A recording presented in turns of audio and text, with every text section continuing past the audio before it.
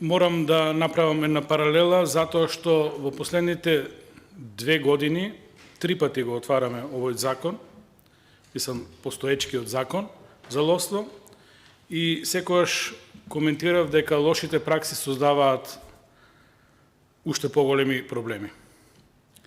Имено проблемите настанаа со изработката на ловностопанските планови. Во 2022 година пролонгиравме, затоа што не е условно сработено од 2021 година. Во 2023 година повторно пролонгиравме, затоа што претходно не е сработено и на некој начин створивме празен вакуум простор да со постоечките ловностопански планови се стопанисува дивечот и на некој начин, дополнително и со член 5, започнатите постапки за концесии се сопреа, се со цел да се усогласат со новиот закон. Тој нов закон условно се донесе прилично за кратко време наназад и генерално се сменија неколку одредби од законот, меѓу другото се смени начинот на кој ќе се добиват концесиите. Имено се напушти електронскиот модел со надавање, под изговор дека се јавуваат здруженија на ловци кои даваат високи цени и понатаму не ги исполнуваат истите, и се премине на така наречениот модел со најдобра понуда. Значи, сите заинтересирани даваат понуди и најдобриот кој ги исполнува условите се фаворизира, односно ја добива концесијата. Тоа е во постоечкиот закон. Коментирав дека на некој начин само го обременуваме постоечкиот закон и дека ствараме проблеми, и добро е што во секој случај се оди кон сега изработка на скроз нов закон, кој е сега пред нас, нова комисија. И малце збунува тоа што е на Комисија за европски прашања, меѓутоа што е тоа е. Околу законот, покрај тоа што имам неколку стручни забелешки, кои нема да ги коментирам сега, затоа што би влегол во материјална расправа, меѓутоа околу самата потреба на донесување на овој закон мораме да искоментираме еден клучен момент. Тоа е начинот на кој ќе се дават концесиите. Мораме сериозно да размислиме дали предложениот модел е европски, дали тој нуди решенија, или треба да најдеме модел кој соодветно ќе биде најдобар за ловната пракса, односно за пред се дивечот, како природно богатство на Република Македонија, понатаму за ловните здруженија кои се најзаинтересирани за ова проблематика и понатаму на сите граѓани на Република Македонија кои се гордееме со убавините на Република Македонија, природните вредности, а тука секако се и дивечот.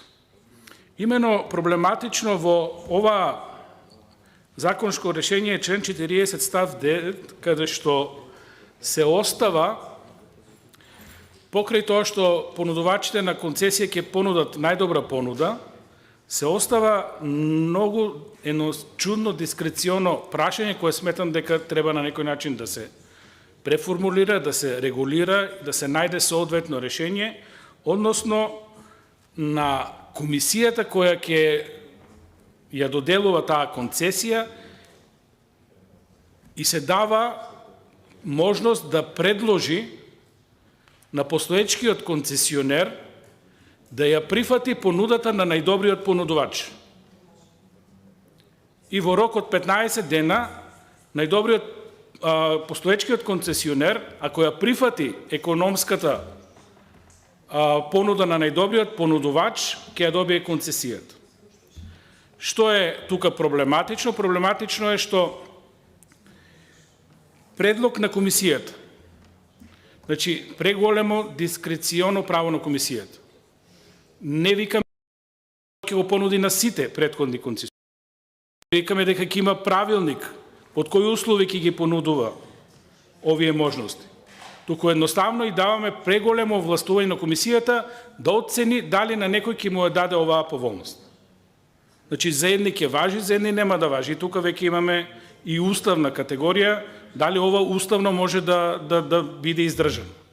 Затоа што не го регулираме, никаде не стои дека ова ќе биде регулирано со подзаконска материја, туку преголемо овластување на одредена комисија да оцени дали на постоечкиот концесионер ќе му даде концесијата.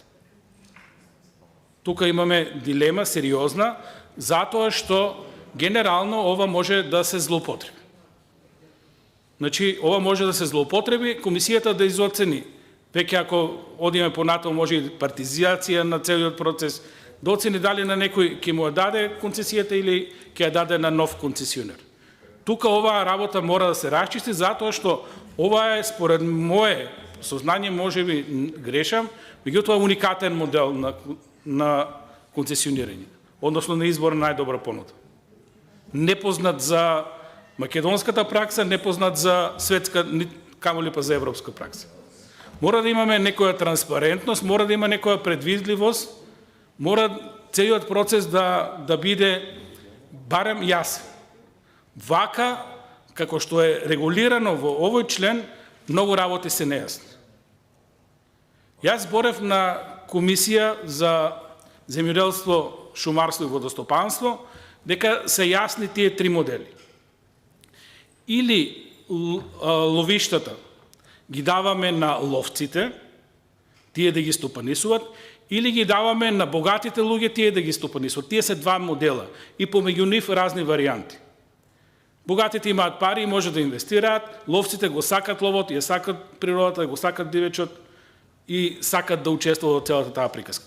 Тука треба да најдете модел, односно да најдеме модел кој ќе функционира во пракса. Дали сакаме ловците да се грижат за ловиштата, за дивечот, или сакаме богатите луѓе да го тоа добијат како трофеј и нормално со вложување на одредени поголеми средства да бидат носители на целата таа стопанска дејност ловство. И тука има модели. Јас го коментирав тоа, меѓутоа е очигледно злоупотребено. Може да и се даде предност на постоечките концесионери кои добро стопанисуваат.